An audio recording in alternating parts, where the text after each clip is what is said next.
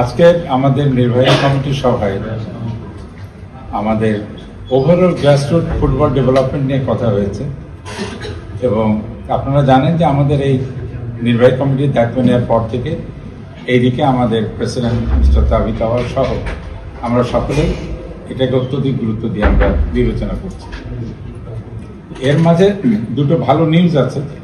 একটা আপনারা সকলে জানেন, সাব চ্যাম্পিয়নশিপ এবং আন্ডার-20 আমাদের ঘরে এসেছে। আর আরেকটা হলো সার্বিকভাবে গ্রাসরুট ডেভেলপমেন্টের charter membership Bangladesh football federation পেয়েছিল 2021 সালে।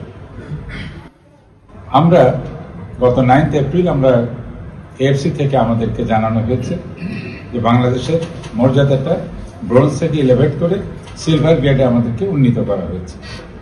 এটা আজকের সভায় আলোচিত হয়েছে এবং এই জন্যে সংশ্লিষ্ট সকলকেই নির্বাহী কমিটির পক্ষ থেকে আন্তরিক অভিনন্দন জানানো হয়েছে এবং ভবিষ্যতে এই গ্রাসরুট প্রোগ্রামগুলো আমাদের আরও জোরদার করার জন্য আমরা কিছু কিছু আলোচনা করেছি।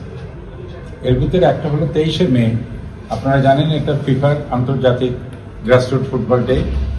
তো গত বছর আমরা এটাকে সেলিব্রেট করেছিলাম শুধু একটি স্পটে যশোরে।